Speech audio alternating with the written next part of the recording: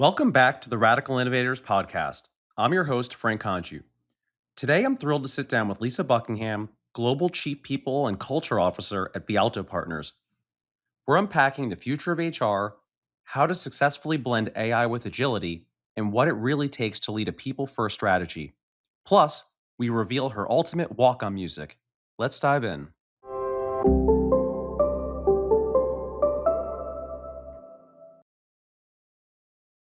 Hey, Lisa, it's great to see you. Hi, it's so good to see you as well. I hope all is well. Well, we'll get into that in a minute, and we'll check and see how both of us are doing. But when you have multiple children, you're not supposed to pick a favorite, right?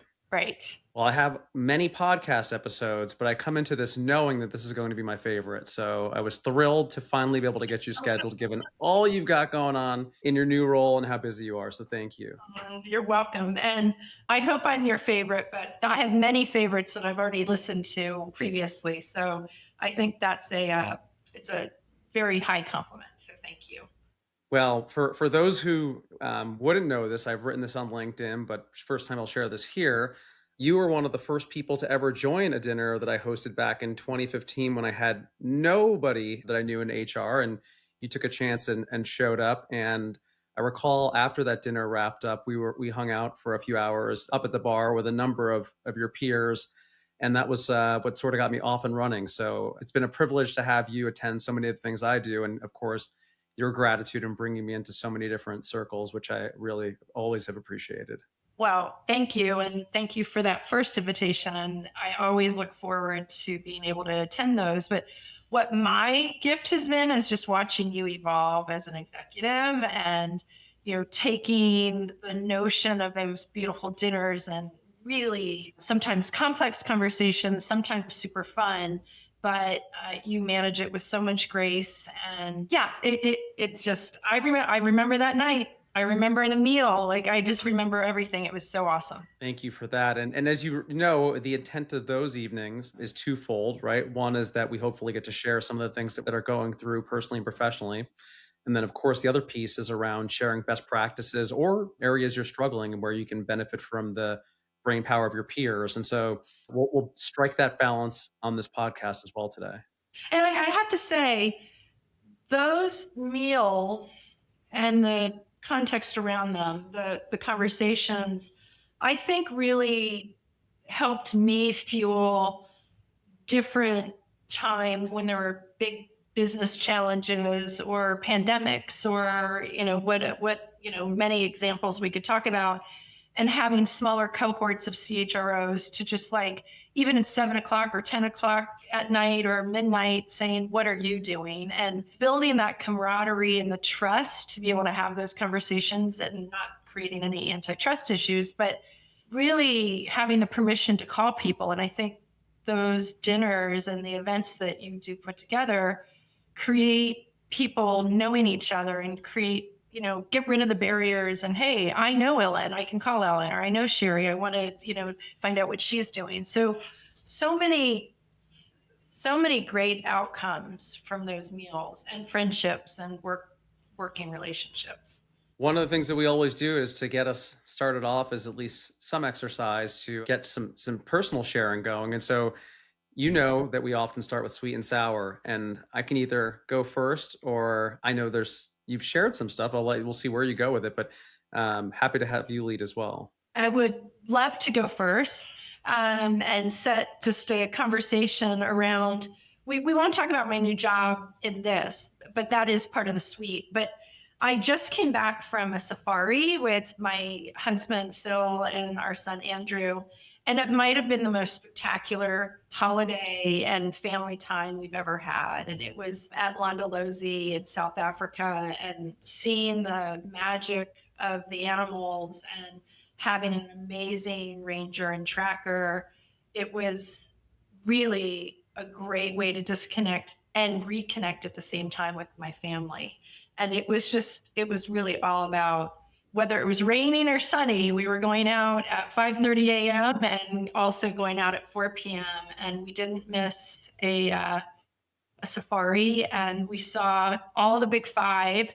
And we also saw a cobra and a crocodile and hippos. And like, it's I just wish I could share every single picture, and I have been doing so on Instagram, but it was magical, Frank. It was super great. And then on the sour side right now, it's a very personal and really scary situation I found out about yesterday. My nephew, Jason, his wife went into labor prematurely, and she and the baby, they're in NICU and ICU respectively at University of Virginia in Charlottesville. Best medical care possible, and they're both intubated, and it's a serious situation, and my family has really come together. So it's a little one of those moments that you just take a step back and you appreciate every healthy moment. And this is when you really pray and look towards medical miracles and making sure that they're in the best care. So that's my sour. And I believe Bo will be fine. And I believe Paige will be fine. But it's just a scary time. So Yeah, that's my sour. But we're not going to be sour through this whole thing. we're not. We're not. We're gonna. So I'll lead with sour so I can end on a positive note. The last few weeks I've been traveling a ton, and as you can imagine, oftentimes when we share this at the dinner, the sours tend to be around health issues. And we had a tricky situation where my mother-in-law, her veins blocked, so in her leg, and was stuck and unable to travel, and turned out to be far scarier and more blood clots than they knew, and two emergency surgeries later, and she's on bed rest. My stepfather was in the hospital at the same time, and I was on the road in San Francisco with no one to cover my daughter. So the fear started setting in, and thankfully we've got a strong community, and some of the neighbors were able to help out. But that feeling of helplessness, while you can't just jump on a plane, it takes a little while to get to the airport, fly, and all that stuff. So it felt a little bit scary. Everybody's out of the hospital, so that's better. The sweet side, we have a few trips coming up. So I'm thrilled that my older daughter, who is sloth obsessed, we're going to Costa Rica, and we're going to do all the things that she's been having me watch YouTube videos in the evening to make sure we know all the places where your best chances are to see sloths. So we're doing that. And then we have a trip coming up post that to go to Sardinia, where my family's originally from, and I can take the whole family there. So some fun things coming up after getting through the HR conference season, which has been quite busy. It has been. Well, the sloth tracking will be awesome, and I want to see pictures. I think and Costa Rica is amazing. So you're going to a country that is so focused on wellness and well-being, and the environmentalists.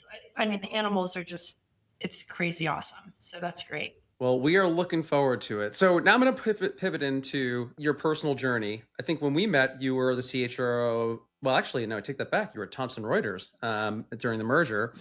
And then you went on to become the CHRO of Lincoln Financial. We then reconnected again as you were taking on the soccer job. And now you're at Vialto. So a lot of different organizations that do completely different things.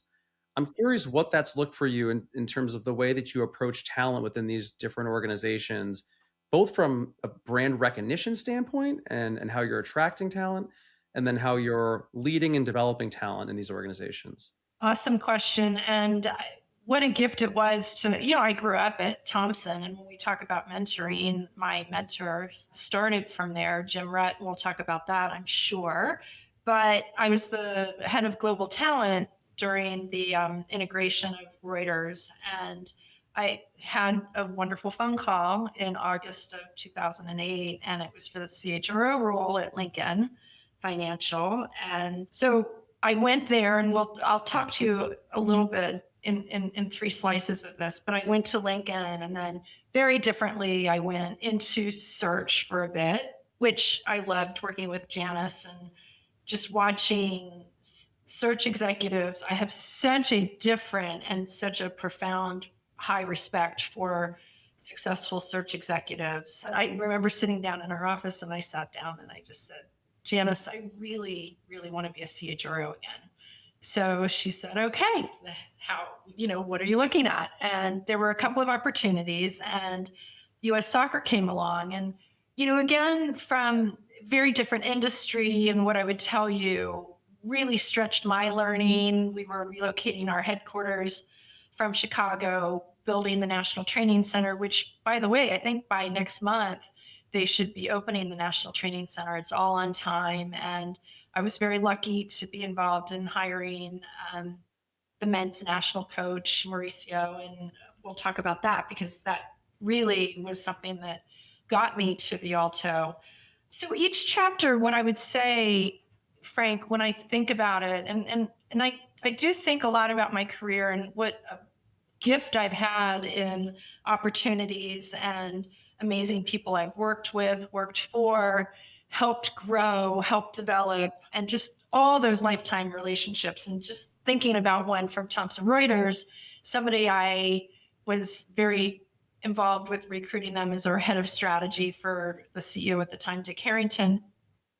I was able to have dinner with him in South Africa, Richard Benson Armour. So, these relationships stay long and true. When I think about my career journey and I think about Lincoln was scale, discipline, governance, oh my goodness, regulatory, went there when 2 weeks later we applied for TARP during the financial crisis. So looking at that from how do you go from this very 100-year-old company at the time that was always profitable for the shareholders, and then their stock price dropped 86%. I mean, that's a wake-up call, right? So it was really interesting to see even how leaders responded and how the board came together and the outside advisors. Then, again, in my unbelievable HR network today, many of those people helped me really thrive. And that market crisis teaches you a lot and how you respond in really serious situations. At U.S. Soccer, what I would tell you, it's an unbelievable sport. We all know that. My husband went to college full scholarship, played soccer, was offered a professional soccer job. He ended up going to Deloitte. My son was a goalkeeper for a long time. But when you take a step back and you think about U.S. soccer, it's also still a business, and it's a pretty phenomenal business. And obviously the World Cup is coming this year to the United States. But the way I would put it is their purpose is profound. The culture under pressure is something we should all learn from. It's very textbook. Emma Hayes is probably one of the most phenomenal coaches I've ever seen in action. Stakeholder complexity. So U.S. Soccer was a multi-billion-dollar nonprofit, and very high on the, stadium rights. Think about, the Players Association, all of that.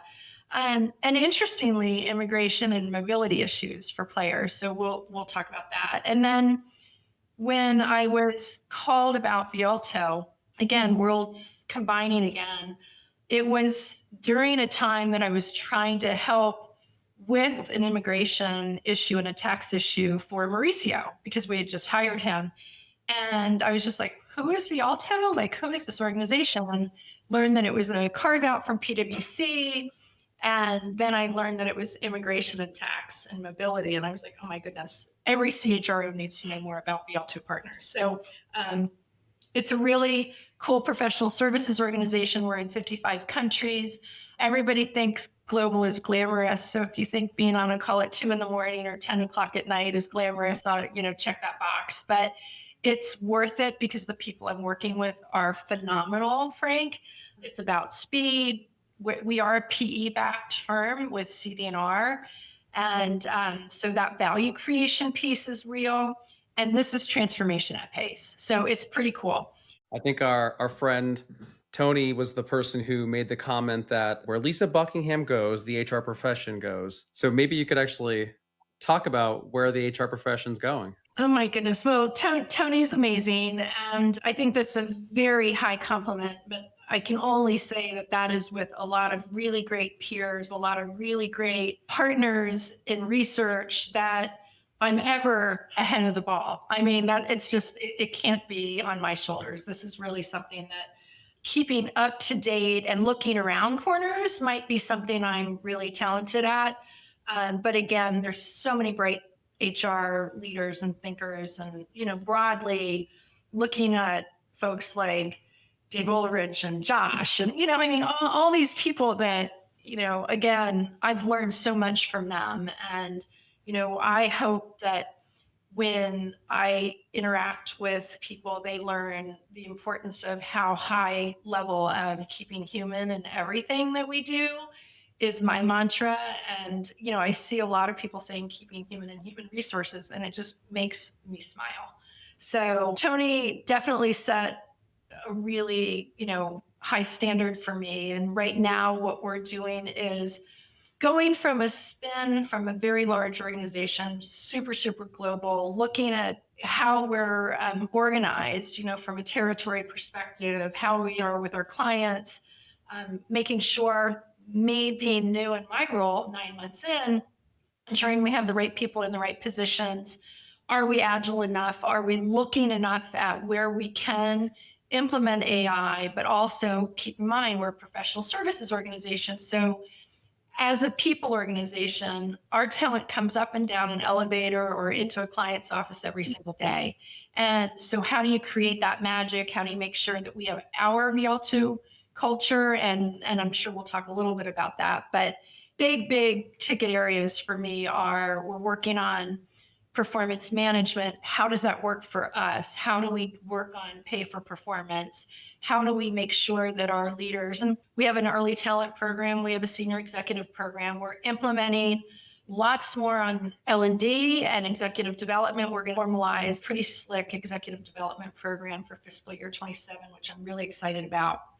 But getting the right people in the right jobs has probably been, a really important piece of my remit since I've been here, and learning the business inside and out. Way more complex. Thinking about the Middle East conflict right now, we have calls twice a day. We have a committee, a team that we're working with. We had 43 employees and their families in the Middle East, and I think about 11 of the families are still local, but this is our business. So it's been so incredible to see all these bright minds come together in a really, really stressful and scary time. But really, the talent agenda is what we're focused on, Frank. We just finished our employee engagement survey, and we wanted, high participation. We got what we asked for. So now I have about 800 pages of open verbatim. We are not shy at Vialto, so that's good news. And now I have to figure out the trends and where we can really, have a call to action. So it's really about just making this a magical place for somebody to come into their career, and it's exciting times. So how do you make it a magical place? Because I was looking at your company's values, and the number one is people first. And so I'm curious, what are some of the high return best practices that you're putting forward to make sure that employees feel that? Because our own Work Monitor research showed that 63% of workers say they feel more connected to their manager than they do their company. And so where are you seeing that interaction having the greatest impact? And are there any like one or two best practices that you'd impart or suggest people leverage? That's a big question, but I'm happy to say that I have an answer for it. So, Frank, we're at a good starting point. We've implemented something called Vialtitude, and it's really around naming out our strategic drivers for the organization, and then naming the behaviors for what our expectations are. And then we've built upon that leadership expectations. And you are so right about the connectivity with your manager.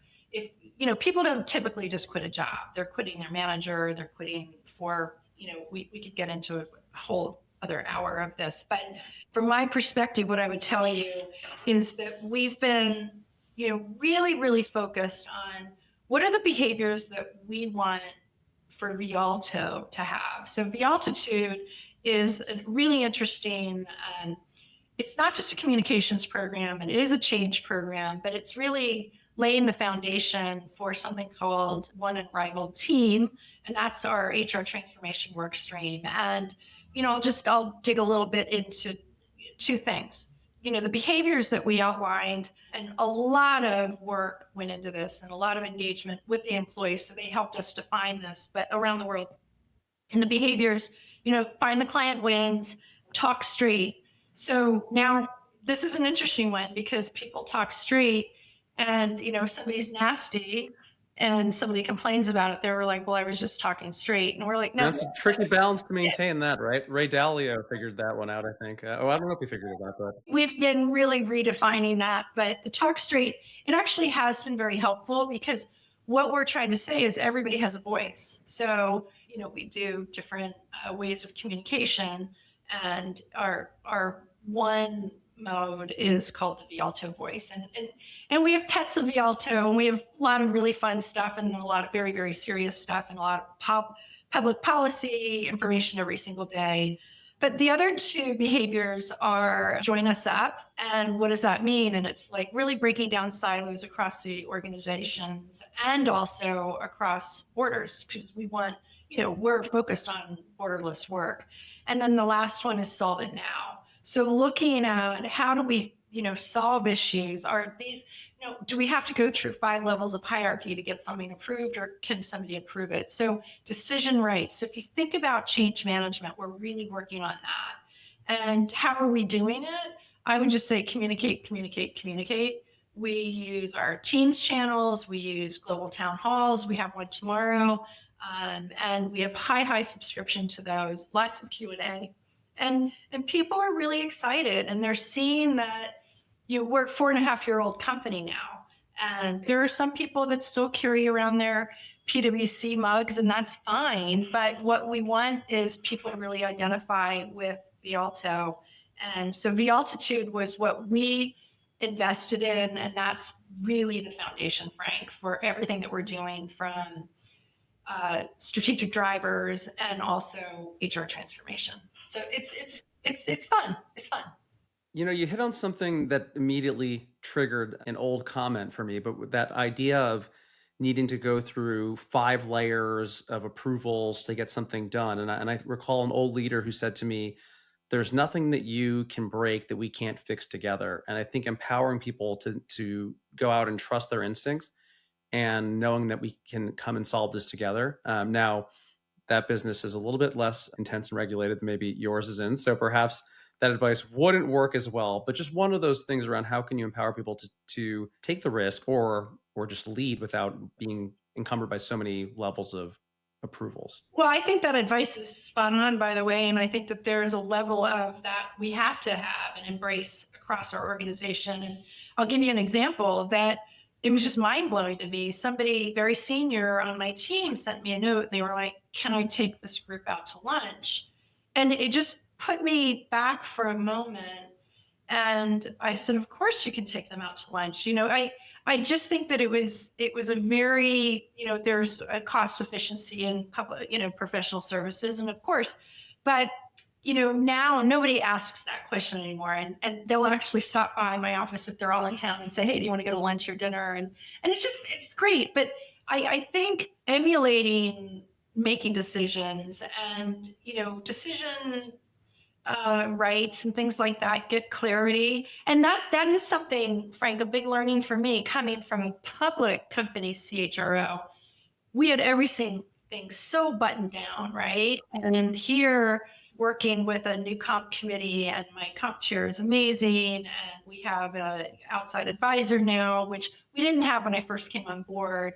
We've created a rolling agenda, and we've put rigor in. But, for me, I don't have to think about proxies, but I do have to think about monthly operating reviews, right, with our sponsor. So it's definitely interesting. And we just have to empower people and talk to people about what we're doing. So my strategic, angle on this is communicate, communicate, communicate, and do it in a lot of different avenues. And we have to remember that our time zones are so difficult. We can't always ask people to be on 10 p.m. conference calls, so we do a lot of recording and share information, but our engagement's super high, super high. This is the Radical Innovators podcast. So you knew there's going to be a question around innovation, but, and given every conference we go to, every dinner conversation, probably every meeting you're in, AI continuously comes up. You've even mentioned on this call in terms of the way you're leveraging it. You've previously talked about how it allows us to move faster, but we need to continue to look at how do we stay more human. How do you balance those two seemingly contradictory demands? This is such a challenge, right? Because I think we're living this at work and in our personal lives, in the whole world, and even getting new cars and things like that. And so I would reframe the term a little bit, and I love the radical innovator because that's what we should be doing. But what it actually means to me is what I want to talk about. And it's not innovation for innovation's sake, like not just being the coolest, the boldest, and doing a lot of things. It's about challenging legacy assumptions in HR and what can we do differently while we're still empowering our employees and our HR leaders and folks who want a career here. Challenging, we don't have to do it that way. We can put an AI agent in there and then you can do more strategic work. It's very similar, in my opinion, humble as this might sound, but in my opinion, it's very similar to the digital transformations that we went through because it's new workflows, it's new tools. And then you're like, oh my goodness, like I was able to do that. Right now, assuming you're going to ask me this question, we're implementing a lot of AI agents through our Workday modules and Workday Help. We solved over 1,300 open questions in 3 days through the Workday Help module that probably would have taken, HR business partners, probably 15 of them, many weeks to answer. So the speed of that is happening and it's great. We just have to make sure our data is right before we put it in, right? Because that is, foundationally really, really important. So, but you're seeing leaders use it and the adoption's pretty high. But that doesn't mean that our HR business partners are going away. It's just, they're going to work differently. And, organizational development skills are so incredibly important. Change leadership skills, so incredibly important because we're the architects of driving this new change, right? So for me, celebrate the new tech investment. That's great. But make sure that you're holding really, really true to your relationships with your businesses and clients. So that's really, really important to me. So where are your teams using? I mean, you highlighted an example, right? I mean, that's a great example. And I think JP Elliott put a great post out today around we tend to talk about the business and then HR, and that's a disservice to the HR organization. And so where as an organization outside of HR, where are you seeing some of the most high return areas of it being deployed? Well, I mean, manual processes, right? I mean, across the board, but that only impacts fractional pieces of people's work, right? So then you have to start thinking about, so if they have more capacity, what else can they do? And what I'm seeing at Vialto, we're redeploying in new innovative areas. Like, let's go and test and try this. Let's give somebody 25% of their time and try this. So for me, it can't be just end to end. This is really about what is the art of the possible? How are we looking at, what does our job look like tomorrow? I don't know. Like thinking about like in executive comp, and I'll use equity plan management as an example. You can overlay a lot of AI on there, but they're not putting any human judgment in their Yes. standpoint. And that's really important to me. The human judgment piece is where do you want to, invest in that equity or, what are we seeing any trends, negative or positive, that we need to be looking at? So for me, it's, again, in the businesses, it's a lot of manual work. If you think about tax returns, if you think about immigration applications, we can do the best of the best in our innovation and our processes.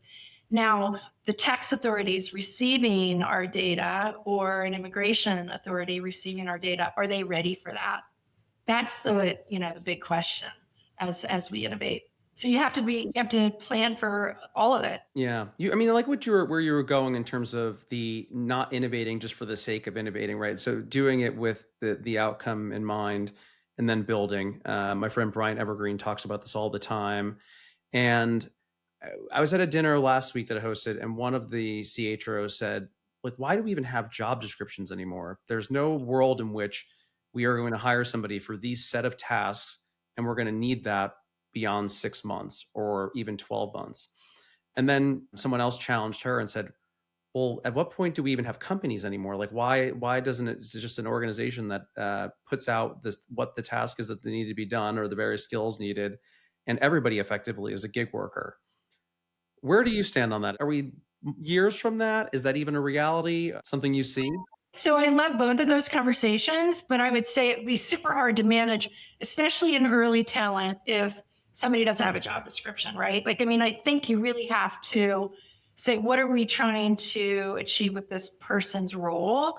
And how are we developing them? So, there has to be some baseline of something, right? Again, and then that's connected to how do you price a job and, how do you get promoted and how do you measure and pay for performance and all of that.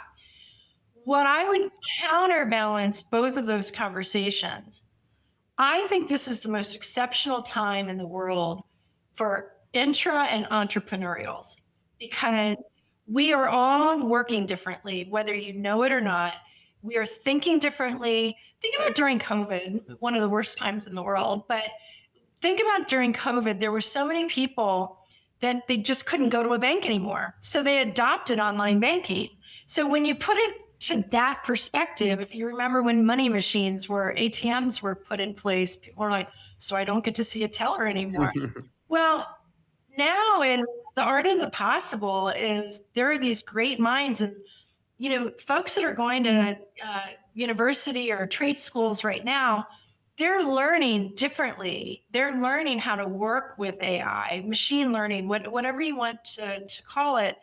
And there's going to be so many cool businesses that come out of that. So I think we've just started, we're at the beginning of this huge transformation. And by the way, aging myself, when I started in Thomson, I worked in 1995 in hiring data scientists for our natural language processing labs. So guess what? That was AI before it was named AI.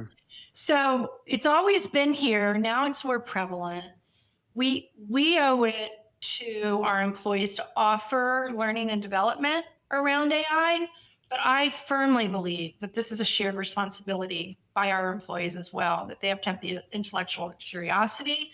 You can go out and you can find, a lot of courses. I personally went through a program at MIT about 2.5 years ago. It was probably the best 6 months I ever spent on really challenging, like, machine learning and understanding. And I had to use my own case study. So it was cool because obviously I had help, but, built my own processes. And everybody should be thinking about that. So is work going to change? Heck yeah, it's already changed. Is it going to change more? It will continue to change. Now, how we change it and making sure that we are tried and true to who we are. And that's where you were talking about the values of Vialto. Our values are not going to change. Will they evolve? Sure. We brought in Vialtitude last summer, and now that's just growing exponentially. We have our top 100 in a group called TAG, and that is the accelerator group.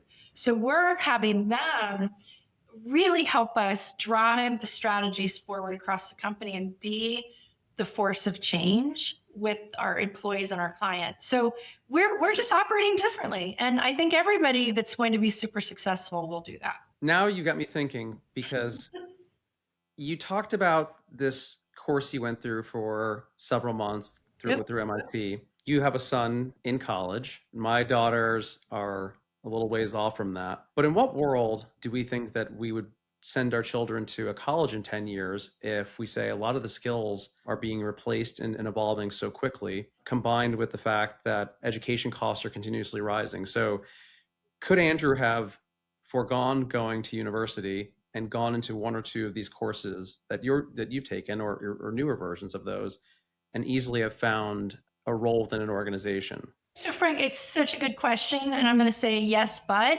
so, I come from a blue collar family. My mother was a truck driver. She owned her own company.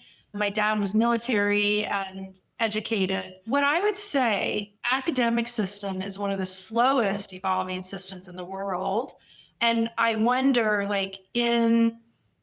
this is just me, I'm open to hiring people without a degree. If they have the skills, we can, assess that. Game on. I graduated from Georgetown at 34, right? I had left school. I went to Marymount first and I left at 22 because I was offered a rotational program in HR. So, and then this amazing person at Thomson said, you're never going to forgive yourself if you don't finish your degree. And I did that on nights and weekends. And I'm really, really happy I did it. Did it make a difference for me in my career?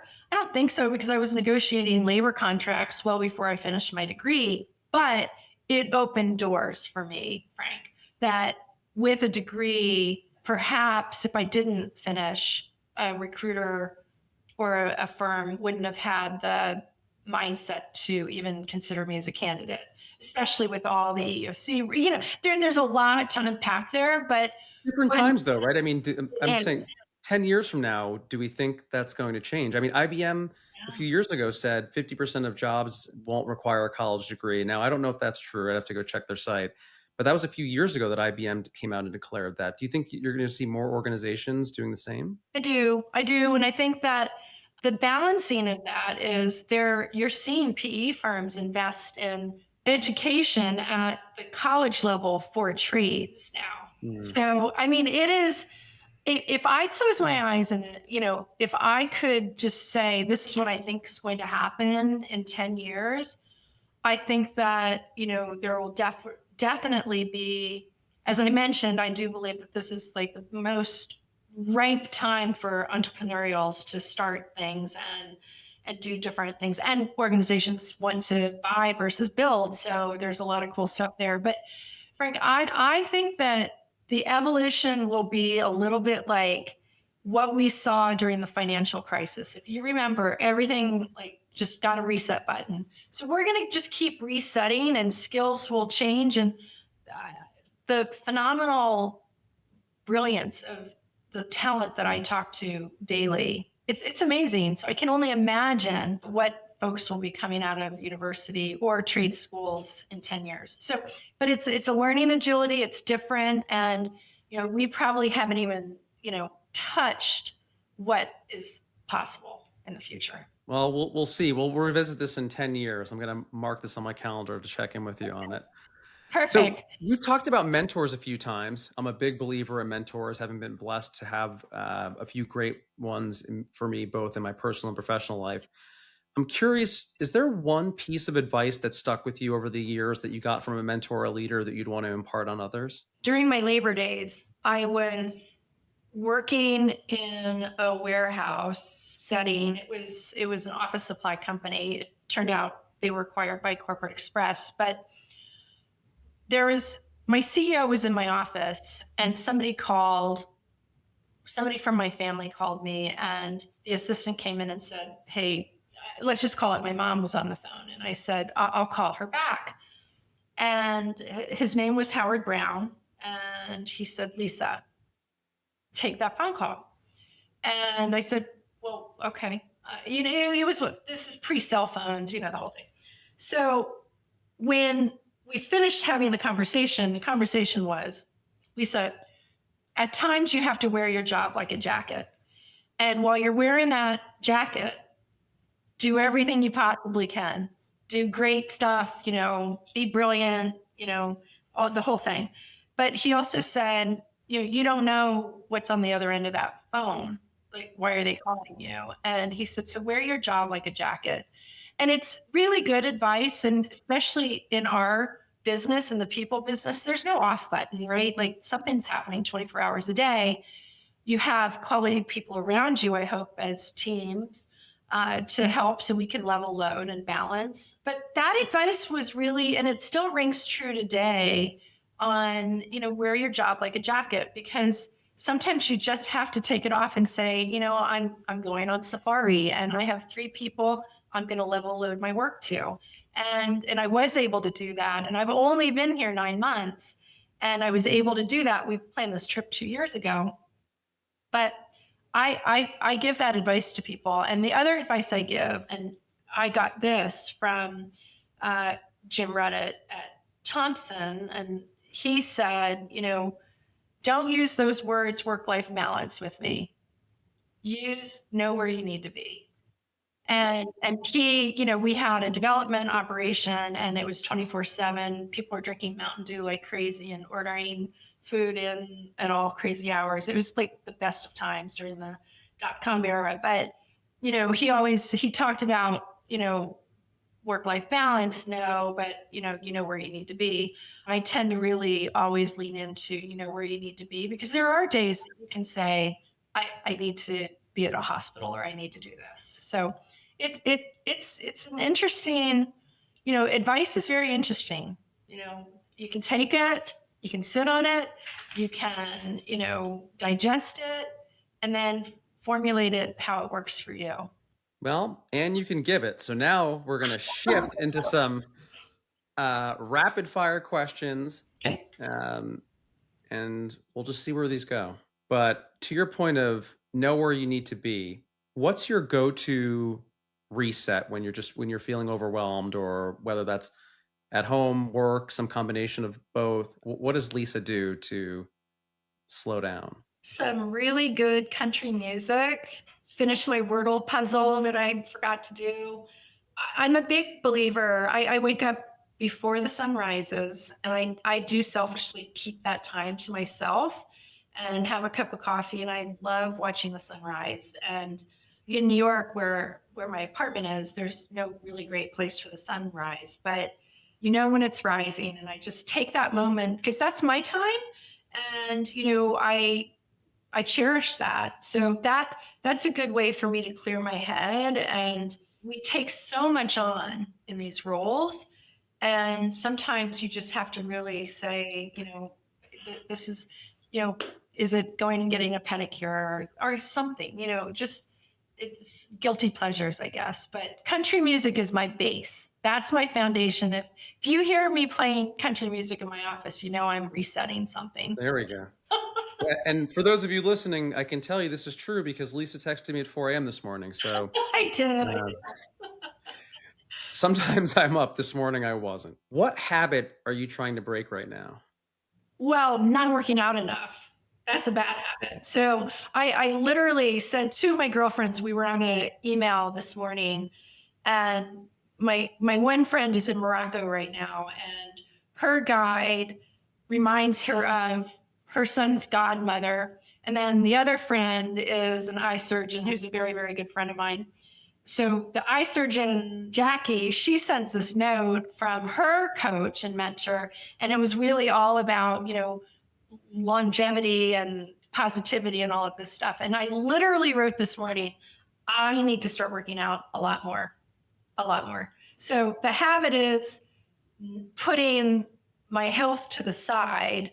I need to break that. I really need to work out more.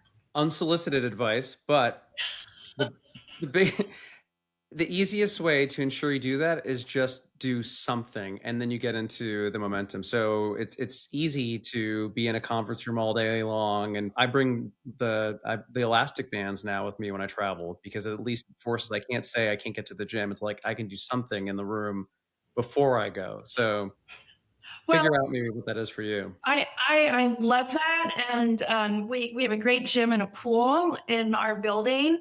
And I will tell you, 9 months ago, I was super excited. I went down at like 5 a.m. and I ran into one of my board members who lives in the building. So that's why I think I stopped. But I don't think he'd have a problem with me swimming, but I didn't want him to see me swimming. So it was, I have to go and reset that, Frank. That is, I'm going to start tomorrow morning. You should commingle these things. You should do meetings on the treadmills. Oh, Lord. Probably would do it if I had the shot. That's the problem. Years ago, I won an award, and I was hoping to win the award the year before. I didn't. So I asked, if I win the award next year, can I have some walk-on music, which was Rocky. And at some point, I'll share that video with you, given your Philly ties. It's a cool video. What would your walk-on music be? And it can't be a country. Maybe it is. You know what? I think, and I should know the artist, but This Girl Is on Fire. I love that walk-on. That's Alicia Keys, right? Alicia Keys. That's right. It's so empowering, and that would be my song.